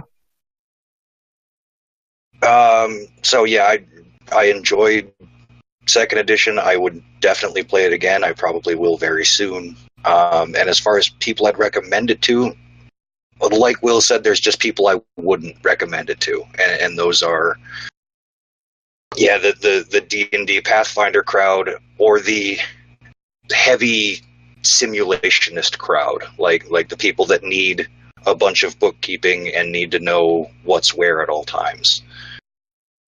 It's probably not as satisfying.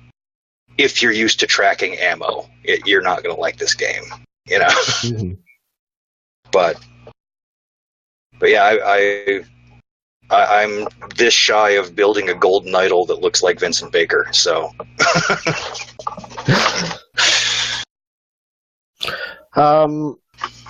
is it good? Extremely. It's not perfect in my opinion, but it is extremely good. Would I play it again? Absolutely. Especially as a player character. Currently, I'm slightly worn out because I've been GMing it for a full game. But I would totally GM it again after given time and feeling more up to it. But yeah, I would totally be up for GMing it again as well. Yeah. Now, who would I recommend it to? My answer is similar to Zen's. I think a lot of people who play Pathfinder and like fighting, you can still find that thing if you play a Faceless or Gunlugger in Apocalypse World.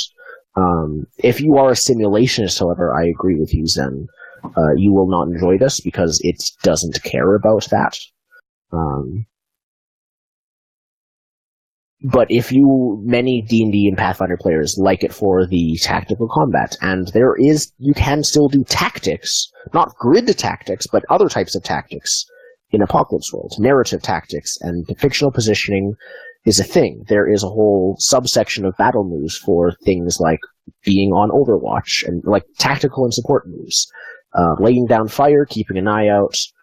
There are extra things you can do if you want to be tactical and careful. One of the advanced playbooks is a soldier. However, there's also another person I wouldn't recommend it to.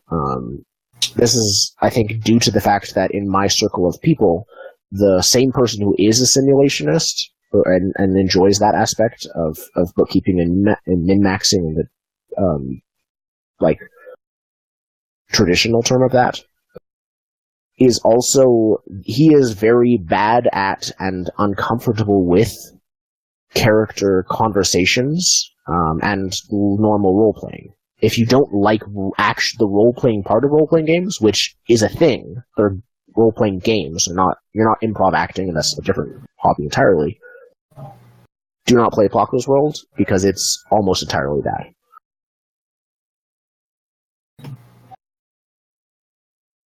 yeah, that's a really good point, actually. Like, if your favorite game is Fiasco, this game is totally for you. But if your this game is that. This game is like one big complicated game of Fiasco. It's the else I thought of. Like, there was a point in my role-playing game career where I demanded RPGs do everything. Like, if I wanted to do something in the game, I wanted a way to represent that in the mechanics. And so I was really big on games like GURPS or Hero. And I still am in a way. But Apocalypse World has a thing that it's good at. And you have to really want to do that thing. It specializes. Yeah, and that's sort of the current landscape of the indie game renaissance is right. They find a thing they're good at and they do it real well. And that's why Apocalypse in general is so popular, because the system supports specializing and the industry supports specializing, so everyone's going to do both of those together. And, yep. Yeah. It's great. But if you want a game that does everything, don't try and make Apocalypse World do everything. Or please don't try to make Apocalypse World do everything. yeah, or have make a your own GM Apocalypse World. that understands custom moves on a theoretical level, like because then you could start reaching into the territory of being able to do a lot of stuff. Yeah. Yeah. Like, Apocalypse World has a chapter on making hacks of Apocalypse World and making custom moves and doing bigger than just custom moves. If you want to do a thing, and there isn't an Apocalypse World hack of it, check, because there might be multiple. There's probably multiple. There's like 5 fantasy hacks of Apocalypse World. Dungeon World is the one that's most popular. It's not the only one. Look. If it's not there, or not good, it's possible. And you want to do a thing, make your own, and then maybe Kickstarter it and sell it and make millions. But and share it with us, because we'll play anything, really. Right. I really want to make the Apocalypse. I mean, even though we're just finishing up with Apocalypse World, I'm half tempted to queue up Saga of the Icelanders at some point in the future. Oh, yeah. I mean, that's the thing about that. Powered by the Apocalypse, is that if one game isn't good, it's not the mechanics that are if one game isn't good for you, it's not the mechanics, it's the fiction that it's trying to drive you into. Yeah, exactly. That's why I don't play Dungeon World all the time, just because I'm bored of fantasy. And while I like Dungeon World because you can have unusual, strange fantasy without messing with rules at all, it's you would need to have buy-in from everyone else, basically, because everyone contributes to the fiction. The Sagas of the Icelanders I would love at some point to play. Maybe I'll try and run that at some point, but I don't mean that as a you should play that. I just mean I am interested in it in the future. Yeah, it's actually my favorite Apocalypse World hack. Do you want Golden? Are you ready? You don't have to be to announce what will be happening next on Burning R&D. Yeah, I would love for you guys to join me playing the game called Nobilis. It was originally released in 1999. It is one of the granddaddy indie RPGs. Like, Burning Wheel is intimidating because it's kind of a complex system, right? And it has this mythos about it. Powers? Yeah. The Society of Flowers. Nobilis is intimidating because the writer is like one of the most fantastic writers in prose. Like, she basically has a blog where she writes a fable like 3 or 4 times a week, and they're always fantastic. Jenna Catherine Moran? Yeah. She changed her name at some point. Cool. It was actually like she decided to reinvent herself through the lens of her writing, and now she calls herself Jenna Moran. That's her name. It's actually currently over 50% off. Yeah. I think. So, from $43 to $19.95 for me. Cool. I mean, it's really a fantastic game. It also does things that you just don't see too often. It's a diceless game. You're not playing people. You're playing basically gods. And it's kind of post-apocalyptic. God may have been murdered in a war. We're not sure. But a lot of reality was destroyed. It's a game that asks philosophical questions. And the one at the root is like, why is the world seem like Who kills the world? It seems like the world's broken, right? Like, why is there so much pain and violence? Why isn't there a better way for us to get along? Nobilis answers that by saying that there was a war, and the parts of reality that, made it a paradise were destroyed in the war. This is what we have left. So it's a very beautiful, deep game, and I would love to share it with you.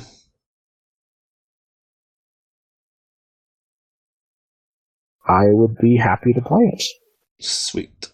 Especially after you talking about it like that. Yeah.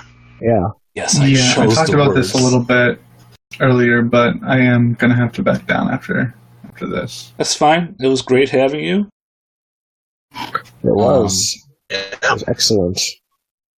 If you want to come back at some point, that'd be more than welcome. Yes. And maybe you could Yes, run it would be something for excellent. us. Yep. That was my plan all along, leaving before I had to be the GM. When you come back, you have to be GM now. That's the rule. No, you don't have to. But, yeah. I'm sure there's something you like to GM. Yeah, I mean, like, I GM games and stuff. I just had to leave before I had the chance. Mm-hmm. All right, well, it was great having you, Little Heart. Uh-huh. And, is there anything else you want to talk about before the end? I do have a fourth player in line. He says he's convincing his wife, but Nobilis is his favorite game, so I'm sure he's convincing as hard as he can. Would we have heard of him, or is he someone we would not have met before? Or her? You said him. Him, yeah. Well, he talked about his wife, therefore I'm using male pronouns. Where is he? Yeah. I put him in a Burning Wheel group. He's a Mathilis. I see him around on the Mass Squad Discord all the time. We've talked a few times. I don't know anything about them personally, but I always love to meet new people. And they said, they got a webcam and they got a mic, and it's reasonably quiet where they are. So let's try it. Yeah, that's all we ask. Yeah. This is an interesting thing, Golden. If someone ever did want to guest on your show for even just a one shot, not for like a 3-month campaign, how would they contact you? Just send you a Twitch message? Just send me a Twitch message. Also, I have Twitter. That'd probably be the best way. I mean, you can send me. I've had people ask in chat while we're playing if they can join the game. That's not something I'm open to. But between games, we can definitely change the cast up. Yeah, and we can do one shots for people. We can for smaller games or more indie micro games. Right. There are hundreds of those we could play. And if you're watching this on YouTube, actually, that'd be kind of cool. And I'll just make a comment on your YouTube. No. Keep watching, please. Yeah, that's the last thing you're going to say before you leave the show. And I hated every minute of it. Those birds, I hope they burn. I'm going to report you to Adam. Adam's going to say you're bad. He's going to ask, Adam, this is my office hours question. What's wrong with Golden Age? There's something wrong with that guy. I'm sure Adam will have a great answer. Here comes the 45-minute response.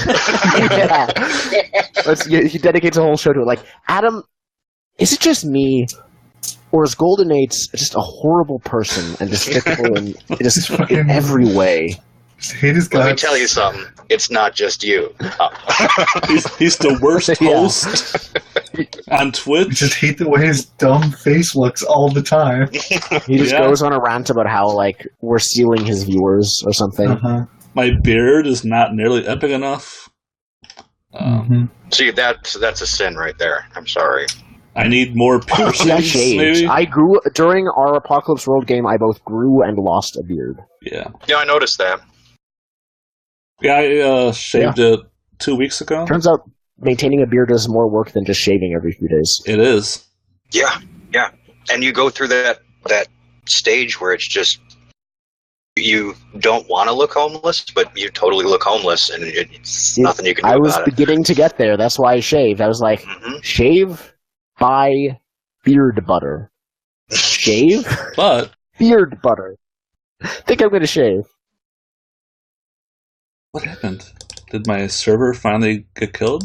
Oh no. Oh, are we... Did we end the stream with beard butter? No, we did not. Okay. I'm trying to log into my website. Okay. Anyways, thank you everyone for watching this train wreck of an Apocalypse World show. And our rants for the last 2 hours. And just slightly over, I think. But... No, about 2 hours since we figured out that everyone could only hear Will. Yeah. Like 15 minutes, I think, since then. Yeah. Here, I'll show you guys the longest my beard has ever been in Discord. I don't want to see it. Okay, you better leave fast then. No. I'm looking. That's actually both impressive and much bushier than mine has ever been. Yeah, my beard is like curly, and it's a little bit redder than my other hair. Yeah, you get that. Yeah, I get weird red European hairs. Yeah, mine. The trick is just to go bald so no one can tell. Yeah. Okay, well, thank you everyone for watching. I'm sure they're like, why are they still continuing? So Yeah. Because we don't know when to quit, and we never will. It's called rambling, procrastination, and social anxiety. Mm-hmm. All right, But quick, turn still off a the stream. burning need for attention, so figure that out. All right, I'm going to change the scene. Yeah, social- Bye-bye.